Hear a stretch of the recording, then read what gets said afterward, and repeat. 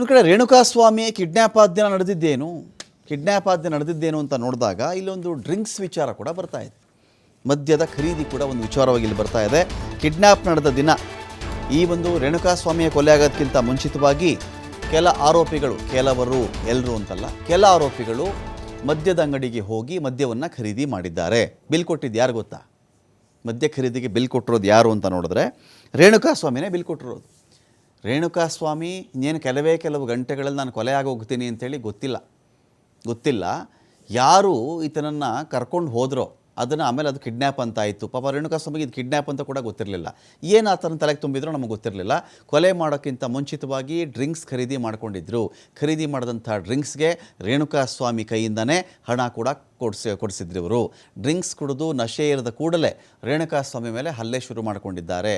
ರಾಘವೇಂದ್ರ, ಅನುಕುಮಾರ್ ಹಾಗೂ ಜಗದೀಶ್.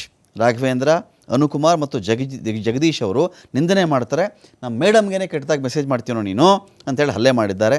ಬಾಸ್ ಹತ್ರ ಕರ್ಕೊಂಡು ಹೋಗ್ತೀವಿ, ಬಾ ನಿನಗಿದೆ ಅಂತ ಕೂಡ ಅವನ ಮೇಲೆ ಅವಾಗೊಂದು ಚಾಲೆಂಜ್ ಹಾಕಿದ್ದಾರೆ, ಸವಾಲು ಹಾಕಿದ್ದಾರೆ. ಸ್ಟೋನಿ ಬ್ರೂಕ್ಸ್ನಿಂದ ವಿನಯ್ ನಂಬರ್ನಿಂದ ಲೊಕೇಶನ್ ಕೂಡ ಶೇರ್ ಮಾಡ್ಕೊಳ್ತಾರೆ. ಎಲ್ಲಿಗೆ ಬರಬೇಕಪ್ಪ ಅಂತ ಕೇಳಿದಾಗ ಸ್ಟೋನಿ ಬ್ರೂಕ್ನ ವಿನಯ್ ಲೊಕೇಶನ್ ಶೇರ್ ಮಾಡಿದ್ದಾನೆ. ಆ ಒಂದು ಲೊಕೇಶನ್ ಇಟ್ಕೊಂಡು ಅವರು ಹೋಗಿದ್ದಾರೆ. ಆಮೇಲೆ ಶೆಡ್ನಲ್ಲಿ ಎಲ್ಲ ಆರೋಪಿಗಳು ಸೇರಿಕೊಂಡು ಹಲ್ಲೆ ಮಾಡಿದ್ರು ಅಂತ ಇರ್ತಕ್ಕಂಥ ವಿಚಾರ. ಹಾಗಾಗಿ ಇಲ್ಲಿ ತನ್ನನ್ನು ಕೆಲವೇ ಗಂಟೆಗಳಲ್ಲಿ ಕೊಲೆ ಮಾಡುವ ಮಟ್ಟಕ್ಕೆ ಇವರೆಲ್ಲ ಹೋಗಬಹುದು ಎನ್ನುವ ಕನಿಷ್ಠ ಸಣ್ಣ ಒಂದು ಅಂದಾಜು ಕೂಡ ಇರದೆ ರೇಣುಕಾಸ್ವಾಮಿ ಅವರುಗಳು ಕುಡಿಯೋಕ್ಕೆ ರೇಣುಕಾಸ್ವಾಮಿನೇ ಬಿಲ್ ಕೊಟ್ಟಿರೋದು, ಆ ಮದ್ಯ ಖರೀದಿಗೆ ಈ ವ್ಯಕ್ತಿನೇ ದುಡ್ಡು ಕೊಟ್ಟಿರೋದು ಅಂತ ಸ್ಟೋರಿ.